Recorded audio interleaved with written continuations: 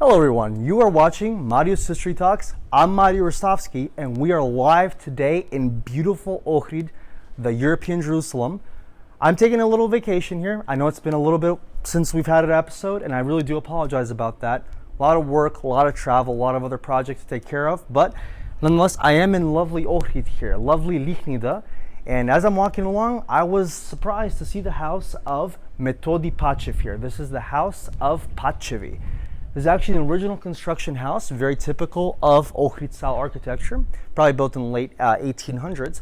But what I really want you to know about this is the house where a famous Macedonian revolutionary named Metodi Patchev was born. Now, Metodi Patchev is personally one of my favorite revolutionaries, and I was not expecting to find this house here. Many years back, I actually went to the site of a famous battle that Metodi Patchev engaged in, but didn't know that his house was actually still preserved. So, we're unscripted. I have very low technology, very low specs here, but I have a mic, I have a tripod, my lovely assistant that's helping me out. We're gonna do it on the spot here. I'm gonna let you know what you need to know about Metodi Patchev, his life, his works, and why I think he does deserve a place of honor in the Macedonian pantheon of revolutionaries. So, without any further ado, let's get started.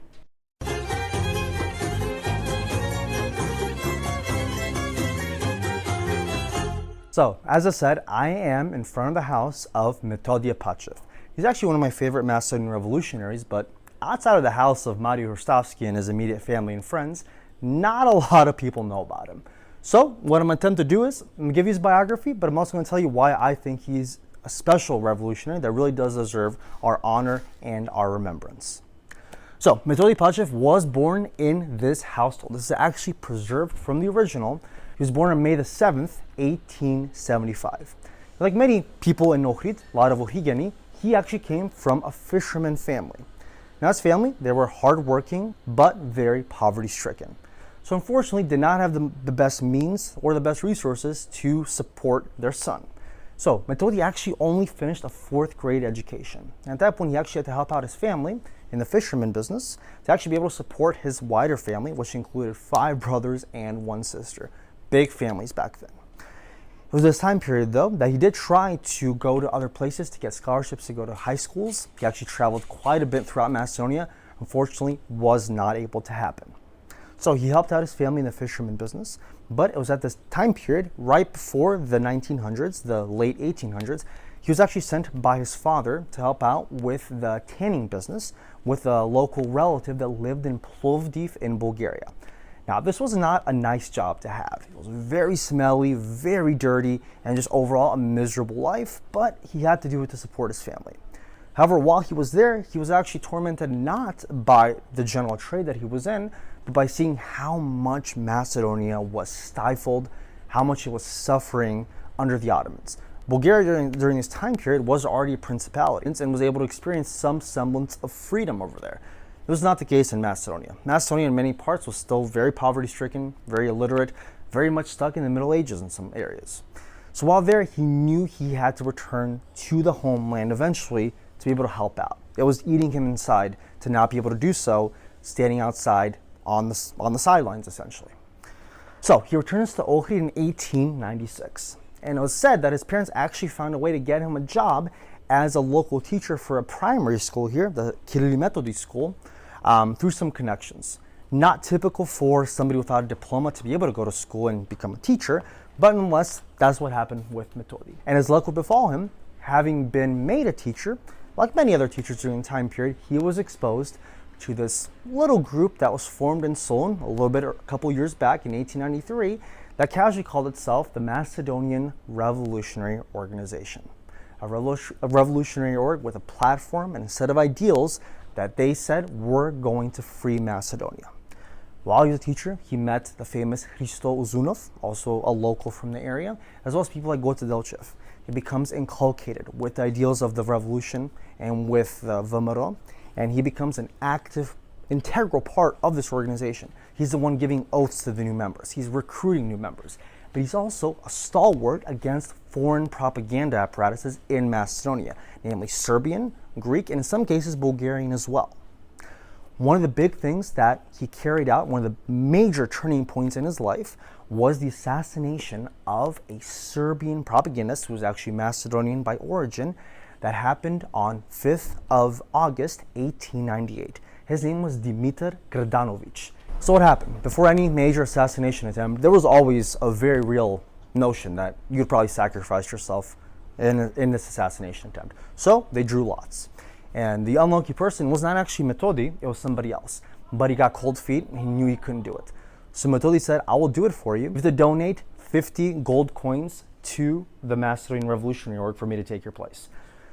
So that's what happened. On the 5th of August, 1898, Metodi Patchev and some compatriots in the middle of the street, in the old city, in the dead of night, assassinate Dimitar Grdanović, the Serbian propagandist. All right, folks, so a little bit of a bonus, actually. I was actually doing my recording, and a gentleman across the street with a stand, he was looking at us, and he was just very, very happy what we were doing.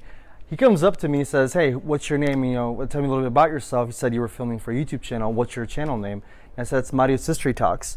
And he introduces himself and he says, well, I am the nephew of Metodi Patchev. And he was right across the street the whole time while we were filming. He said he was born in his house as well. And he actually showed me a little bit more about Metodi Patchev as well as where the assassination actually took place. So follow me. All right. So based on the conversation we had, the target for the assassination, Grdanović, he was walking over here. And he was surrounded by 4 different assassins, basically like a turkey shoot. So either way, he was not able to escape. There was an assassin waiting back there towards where the wall is, where it separates into the courtyard over there. There was an assassin tucked into the corner over here as well. There was one over there as a last contingency, but Metodi Patchev, he was hidden here in this alleyway, waiting for him to come by. And as I said, Metodi Patchev was a voluntary assassin. The other person, when they drew lots, was not him. But he said he would take over his place if he donated a sum of 50 Neapolitans to the actual revolutionary organization. He would take his place. So he was waiting here, and Grdanović, he's walking across over here, and Pachev sitting in the shadows. This is at night. He steps across. He's wearing a mask so he's not seen, and this is where he shoots him at point blank range, right over here. And based on the conversation I had, he actually comes up through the alleyway over here, runs up, escapes essentially, but a woman notices who he is because it's Old Ohrid, it's not the largest town. As he's running over here, that's where he's spotted, and eventually that was the information that was used in his arrest as well. He's immediately arrested, as well as his compatriots. That included the son of another Ohrid local that you might have heard of called Grigor Prlichev. His son Kirill was also part of the assassination attempt. So he's arrested by the Ottomans on the spot. There's not much evidence to convict him, but they nonetheless arrest him because of the general suspicion of all these teachers. He's sentenced to prison for 15 years. However, he is amnestied, like a lot of other revolutionaries long before that. So he gets released in 1901, 1900. And he thinks he's going to be assigned to a local teaching position in Prilep. But because of his arrest, he is blacklisted from being a teacher. So what does he do? He goes back to the revolutionary organization, devotes his life to it once more. He actually gets sent down to Aegean Macedonia, and there he is under the tutelage of Marko Lerinsky. Marko Lerinsky is actually a Bulgarian from Bulgaria proper, and he's the one that's training a lot of the revolutionaries, a lot of the committee in the region. So while there, he not only learns the skills and the handling of the weapons, the bomb making, the just general organizational structure to Vomero, but there he's actually given his own company of men to be able to lead once he's actually trained fully. And in one of the assignments that was given to Metodi Patchev, he was instructed to go to a village in the Prilep region called Kadino Selo in 1902. He goes there with his company of men. It's only about 6 men. And what they're doing there is they're going there to not only agitate the local environment, get people thinking about revolution, about independence and autonomy for Macedonia, but also get new recruits. So they go there, they try to recruit new people. They're talking to the locals about the vision that Vomero has for Macedonia, how they're going to be liberated. But while there, they lodge at a local house given to them by one of the natives there. And on the morning of the 25th of March, 1902, they find they are encircled completely by over 500 Ottoman soldiers, including the local asker, or the officer. So these boys, they lead a heroic fight throughout the night. They actually fight for more than a day. They fight from being lodged up in the house, they're just shooting from the windows. But as you can imagine, they did not know that they were going into a trap. And I actually went to the village of Kadinosillo back in 2015 and I actually spoke to the villagers. They think they know who did it. They still remember exactly who betrayed them. Apparently it was somebody that the Vomero had blacklisted for being a traitor, and they had killed his son apparently, and it was the father, an aggrieved father, that actually ended up betraying the committee as they came into Kadinosillo. So what happens? Well, their bullets run out. They have no more bombs. They have no more weapons. They know at this stage they're either going to be taken alive, taken prisoner, and they know that the motto, the creed of the organization is freedom or death.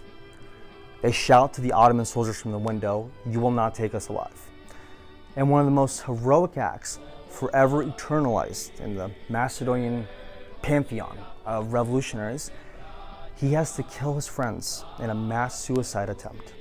And in the end, he kills himself as well. And with that starts the trend, unfortunately, forever associated with Macedonia and her sons. They kill themselves for their motherland. They kill themselves for their land. They become forever married to Macedonia eternally. Metodi Patchev was the first one that really started that way of thinking. So they commit mass suicide there. The Ottoman soldiers, they eventually come up there and see a grisly sight. They see 6 young men in their 20s with a stoic look on their face, not scared, just at ease with what they had to do. And when he reports out to his commanding officer, one of the Ottomans, he asks, "What's the status report inside?" They said, they're not alive. They've committed suicide. What the Ottomans do is they actually give them a rifle salute. They said, "This is how to die for your country. These guys, these men are heroes." So they give them a rifle salute. They honor them as heroes, for which they were. But really, with Metodi Patchev, like I said, he inspired the morbid but immortal ideal of sacrificing yourself directly for your country. We are not going to be taken alive.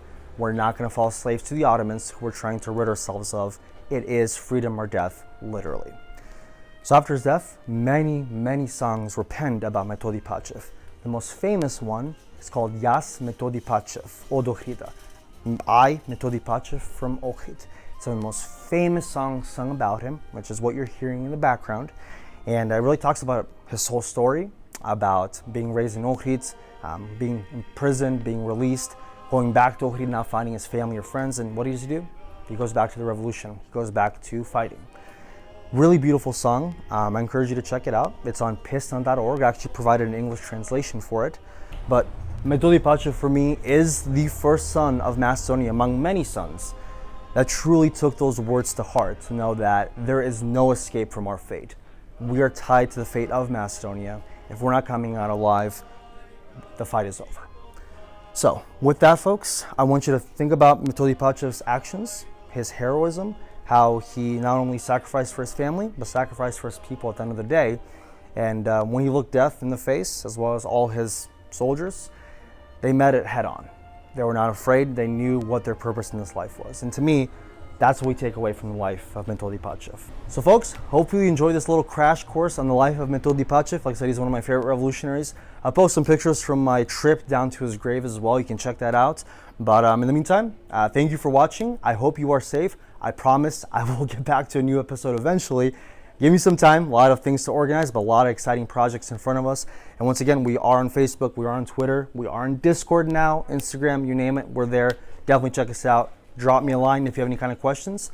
I'll see you again soon. In the meantime, stay safe and keep fighting. Za Majka Macedonia. Take care.